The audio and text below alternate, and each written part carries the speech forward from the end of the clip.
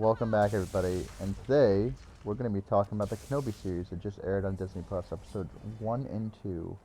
Give them a quick little review. So, I stayed up late to watch all of them, and, well, I was genuinely a little bit more impressed and a little bit worried at the same time. I'm going to give the spoiler-free part right now, and then I'll tell you when the spoiler part's coming up. So, spoiler free. It is worth seeing. I'll say that. Actually, I can't really talk about much without getting into spoilers. So, if you want to watch the show first before coming back here, I would highly recommend doing that. So, spoiler free. It is worth a watch. So, now I'm going to go into spoiler territory. I found the show actually better than expected. I expected it to be a bit more terrible, not gonna lie. And was genuinely impressed with it. I was very happy with Ian Gregor's performance. It felt like he was literally just coming back, literally him from the prequels. And I'm like, woo! And I was very happy about all that. The new antagonist Reva, I do not like her. I do not like how her character acts. How it just functions in this world. And how she survived so long in the Inquisitorium with being so much of a rash person. I would expect her to be killed by them by now. Because normally when someone tries to go above and beyond the command in the Sith, they are killed pretty quickly for their ambition. And she somehow has not been killed this entire time. It is, I don't even know how she survived Order 66. I know we saw her in the Jedi Temple running with a group of younglings, and I feel like they're going to go into more depth with that in a future episode. But for now, it's like, I don't really like her. But that's a good thing to have your protagonist in the story not be well liked, because if she's well liked, she's a sympathetic villain. No.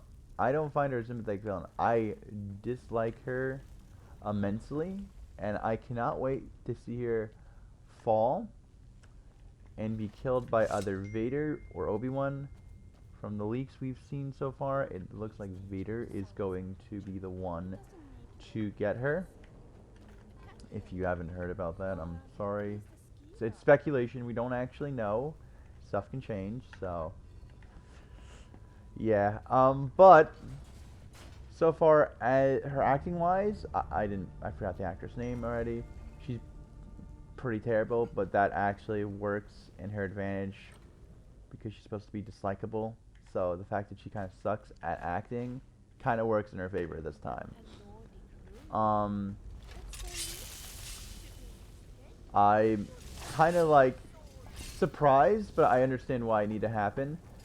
That Bail Organa contacted Obi-Wan to go save Princess Leia. Yes, Princess Leia is in the show. Out of all the people he could have got, because at this point in time, he is the leader of the rebellion, and he literally has Ahsoka Tano and many other operatives that he could have gotten to go rescue her. But for the sake of the show, they had to do it Obi-Wan. I mean, the only way I could see it's like only Obi-Wan knows that he's Anakin's daughter. So that's the only way they could work with that. And at the end of episode 2, they have 2 surprises, which I'm genuinely not really genuinely surprised about one, but the other one I'm like confused more about. At the end of episode 2, Reva tells Obi-Wan, hey, Vader's still alive, and he has like a PTSD panic attack. And I'm sitting here thinking, shouldn't he have known this already? Like, after the first somewhat year in exile, he should be fully aware that Vader is still alive. How does he not know that Vader is still alive? Is a question I am surprised about. The other thing too is, she straight up murders the Grand Inquisitor, and I'm like, this man died in Rebels. Did she mortally wound the Great Inquisitor? Because at that point, well, the Inquisitori is now gonna go out and kill you. What are you doing? Like, what? And another thing is too, I forgot to mention this. How does she know that Darth Vader is Skywalker?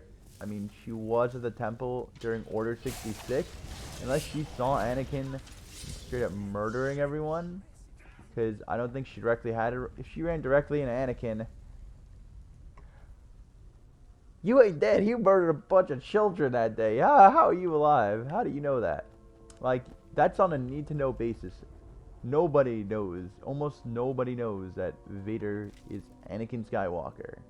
Like, almost nobody. That is top Sikimundo information up in the Empire. Like, Tarkin and fucking Thrawn don't even fully know. They have their suspicions, but they just never question it. They're just like, I guess. So, I'm curious if they're going to explain how do you know this information, because this is quite a little how do you know this information, kind of a little plot hole right there, I'd say.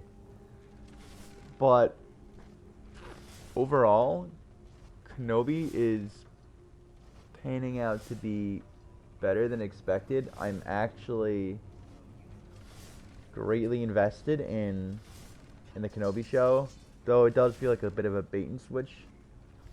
Not gonna lie, it feels like Reva is supposed to be the main character, but she feels more like a main protagonist because she's going against Kenobi, and she's very unlikable. Her character is, but as I said before, it works on her favor.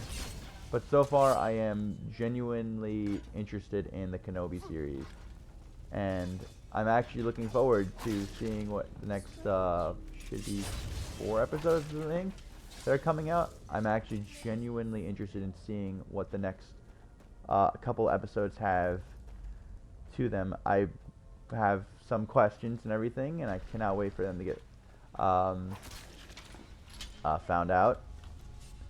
And I'm curious to see what you guys think about the Kenobi series so far.